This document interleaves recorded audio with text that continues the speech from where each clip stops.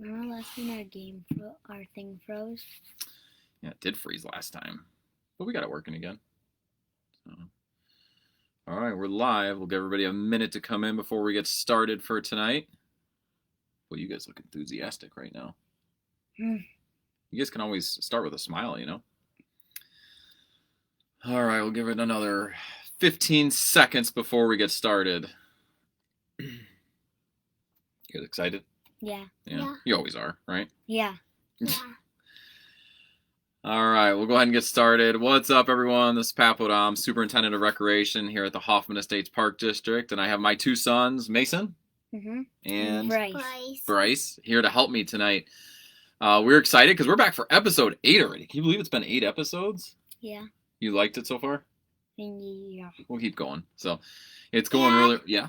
Why are cars to look at? No, we're doing not the basketball ones. We're doing... Well, we're going to open different cards tonight, yes. But tonight, we are talking about where to sell your cards. Now, this is probably a controversial topic just because of how and where, the prices that go with it. So if you are looking to be somebody who wants to sell some cards, I will give you some hints and tips on where to do that at tonight. So a couple just quick reminders that here at the Hoffman Estates Park District, we are live with some of our programming this month. So we are excited that we have camp back online, we have hockey, we have our daycare going, so we have a ton going on again. So please check out our virtual guide, and we'll have more programs coming online as the state will, adjusts its rules and regulations. So we're following all those. So, but anyways, check out our guides.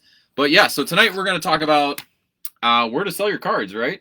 Do you know where the first place to sell it is? Dad. Where do I always sell my cards? Dad. What's the name of the website? Dad? Yes. Why are you always on a video? Because we're on the video right now. Where do I always sell my cards? What's the website called? I don't know. eBay. Right? How do you sell them on eBay? Well, I'll talk about it. So the number one place that most people probably go to sell their cards is eBay. So when you're looking to buy or looking to sell, that is probably one of the better places to go. Just keep in mind, one of the things that I always tell people with eBay, it doesn't mean like if you're selling your cards for $10, it does not mean you're going to get $10 for it. So keep that in mind. If you're selling a bunch of cards, that can seriously cut into your profits. eBay naturally takes a 10% fee. So anytime you sell a card, you're giving up 10%. So just remember that. So, and I will talk about these differences between if you maybe ran your own site where you're not paying those types of fees, but it's something to consider. Like, I mean, if you're selling a $1,000 card, you're going to pay $100 in fees. So don't just take all that money out. And usually the form of payment I use is PayPal. So, I always look at PayPal is my monetary, my one son's gone. PayPal is my monetary account that I use for all the selling and transactions and things like that. But it is definitely one of those things where you will lose 10%. So be aware of scams. The one thing I will say about eBay is that there are a lot of scams on there sometimes. So you got to watch out. So know what you're looking for. Ask the seller questions when you're posting stuff, or if you're looking to buy stuff. Ask questions. If you know what kind of card you're looking for and what you're looking for in that card, don't be afraid to send them a question on it. Most people are pretty good, but there are, as we know in this world, just a couple scammers out there. Unfortunately, that ruin it for everybody, but I believe like 95 to 98% of the people on there are good-hearted people trying to sell stuff. So be sure to check the seller's ratings too. One of the things, just look up and do your research on what that seller has sold in the past, see if they've got great reviews.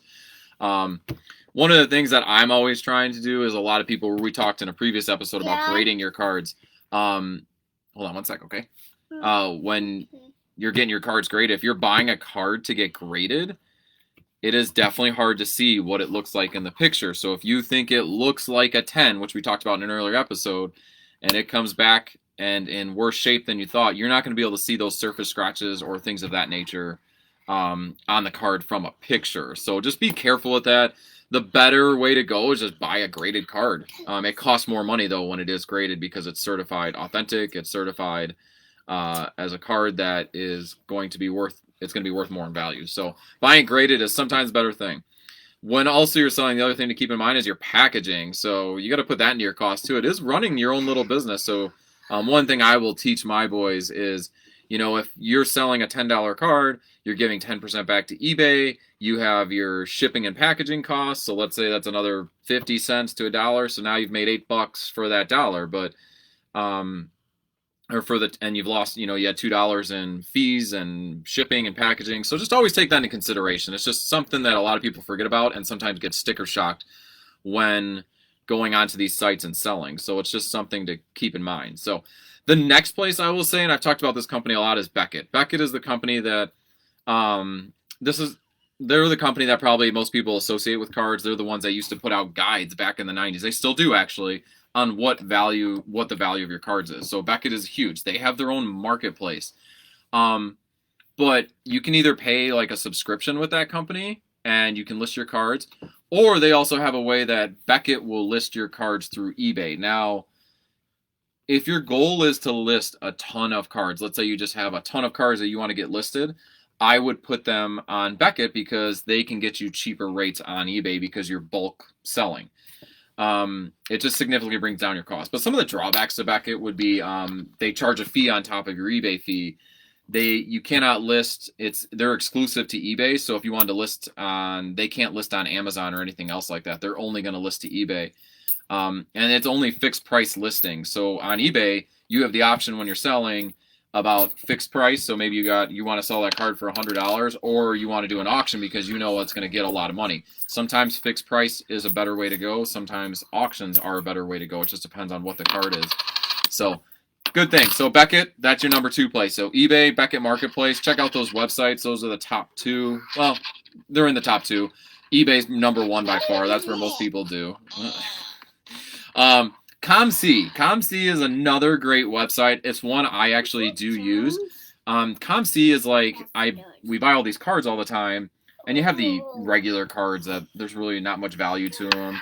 Maybe somebody's trying to complete a set with those cards, but you can't really sell them for much by themselves, and it costs way too much to sell them on your own. So what I do is I will send in hundreds of cards to ComC. They do all the work for you. You will pay an insertion price just for it. Nothing broke, but just an insertion price just on all those cards you're sending in.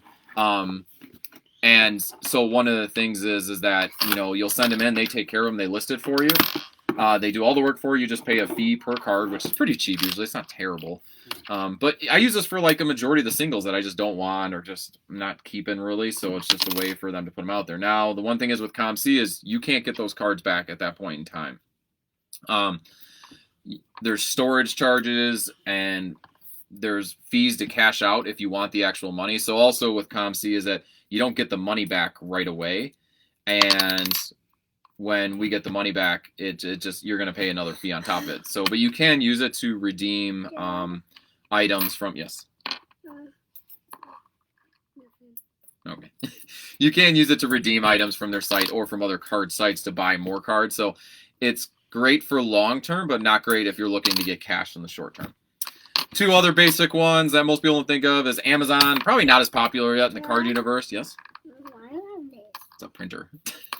Not as popular. Amazon fees are a little higher usually. It does include like cost of taking payment, but that's because their fees are a little bit higher because there's no PayPal fees. So you can actually do like a $39.95 a month for unlimited listings, which should help. So if you're selling a lot, it's not that big a deal.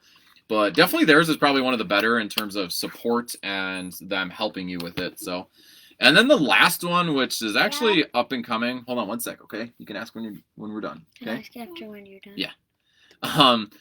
You've got a lot of questions always. But StockX is another great one, but they only sell graded cards. They're actually known for shoes. They're based out of Michigan, I believe. I have a friend whose sister works there, but they're a great shoe company, but they're great with verifying anything to make sure it's authentic. So they get the product first from the seller, then they send it off to the buyer. So it's great because it's a third party that just certifies it's authentic. So they'll catch any fakes or scams throughout it. They're still very new in it. So their stuff is they have like a 3% payment fee, and then there's a transaction fee between 8 and 10%. So you're still looking at 10 to 11% of your cost. Bottom line is most of these websites are usually taking on average 10%.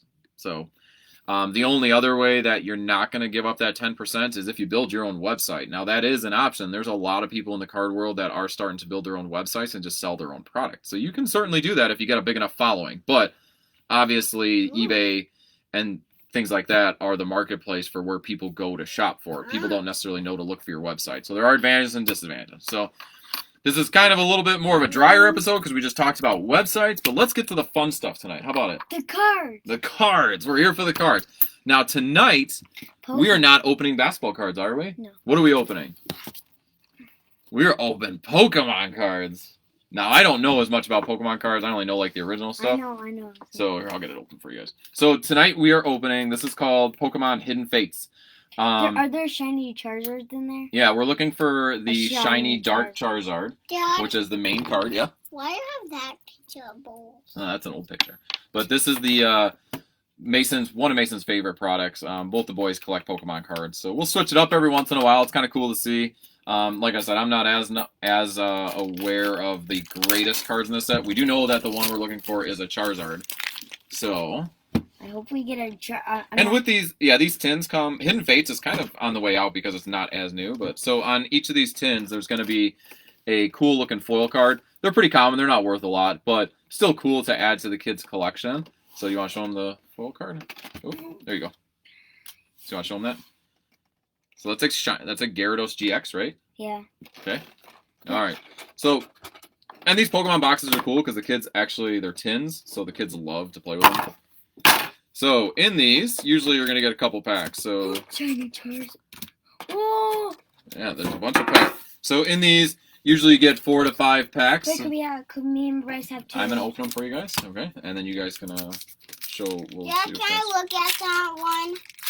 The Can I do that one? yeah, go ahead. So now we'll kind of show you. So I wanna do this one. okay, you can do the next one. So let's see what we got. Can you do it? Is that it? Yeah.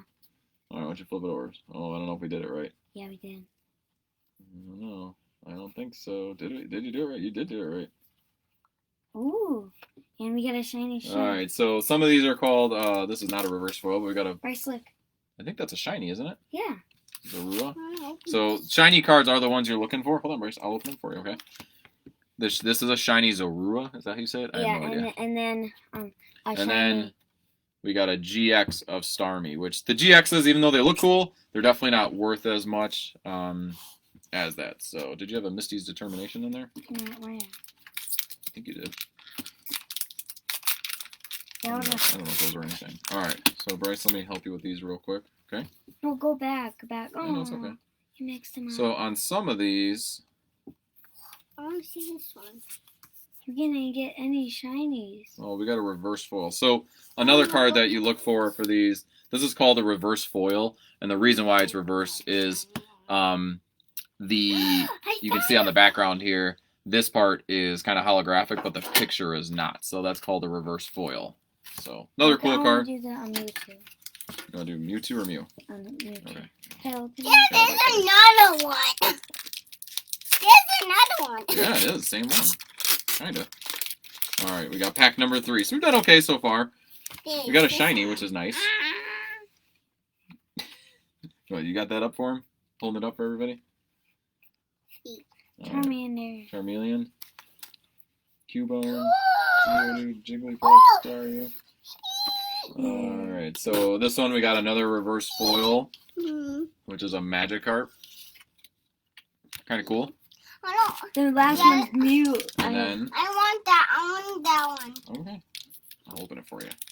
I hope we get something out of So, but most of the cards, just real quick, most of these cards, they just look like... Pokemon doesn't really change over the years too much in terms of their look. This look has been very consistent since 2009. So, alright, let's see what the last pack brings. So, hold on, Bracey. I'll give it to you in 1 sec.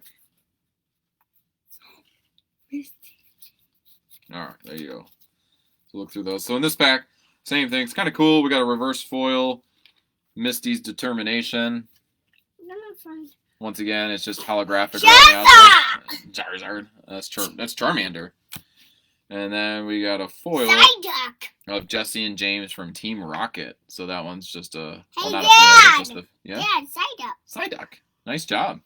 So, kind of cool, right? Not too bad, huh? Dad, could we put these ones in cases? Yes, we can put them in cases. So tonight we open once again. We took some time. We just wanted to go change it up a little bit. We'll probably do Pokemon again. We have another box for next week. But no, those won't be together, but you can put them in regular ones. I'm gonna put this one in. But yeah, so we want to try out Pokemon, just give it a little different look. But like I said, the kids love these cases. These usually run about $20 or so, 15 to $20, depends on where you get them.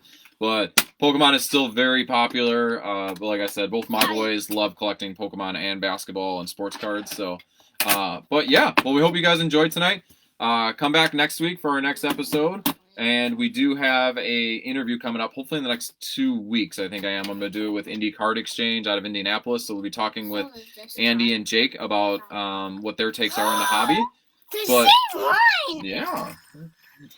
But thanks everybody for coming out. We'll catch you guys next week.